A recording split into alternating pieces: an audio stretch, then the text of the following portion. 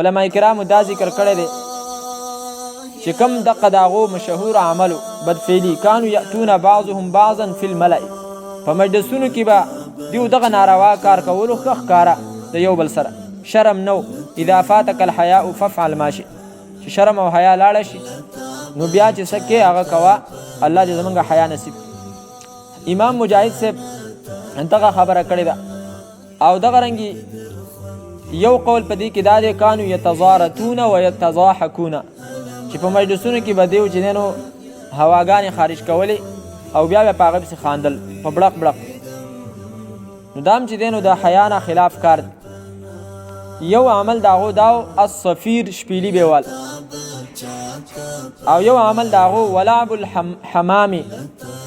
په کوترو باندې لوبې کول دا به هم کول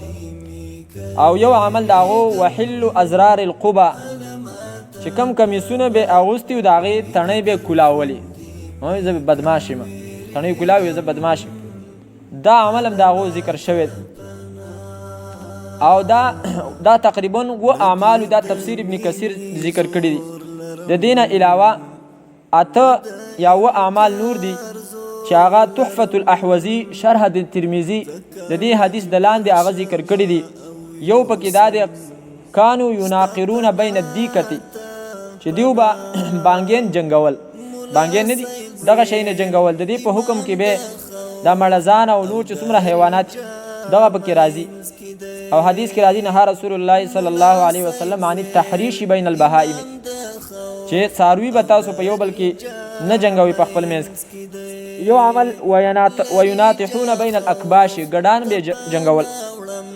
او لسم یبزق بعضهم على بعض دیو په یو بل باندې لاړې توکلي یو لسم یلعبون بالنرد والشطرنج لړوګانې به کولي دا اوسم کی او دغه رنګي ويلبسون المصبغات رنگ کړی شوي جامې چې هغه به د زنانو لباسو دا به کولو او دغه رنګي تطریف الاصابع بالحناء په نکریزو باندې ګوتې سرې کول دا الکان وسم ځنې ځنې کوي خصوصا ځنې الکان دا ګوته چې کوم دی نو هغه په نکریزو باندې دا کوي او حل الازار دغه رنګي بیزه په مجلسونو کې چې دی نو پرتوګونه لرې کول دا به کولو. حدیث کې خو دغه دوه ذکر دي خو تحفة الاحوزي کې صفی الرحمن مبارک پوری صاحب هغه ذکر کوي ولا مانع من انهم كانوا يفعلون جميع هذه المنکرات په دې کې سمانه نشته دیو دا ټول کارونه به کول. په حدیث کې چې صرف دغه دوه ذکر دي نور باقی تفصیل قرآن کریم کې دغه طرف ته اشاره چې ناروا کارونه به کول. فما كان جواب قومه پس نو جواب د قوم د الا مگر ان قالوا دا چې ویلي ائتنا راولت فمنګ باندې بعذاب الله عذاب الله تعالی ان كنت من الصادقين کچرته یې ته د رښتینو نه قال او فرمایل حضرت لوط ربي رب زما انصرني مدد وک زما علی القوم فقوم باندې المفسدين چې هغه فساد کوونکي دي د عقیدی فساد هم کوي غیر الله را مدد کوي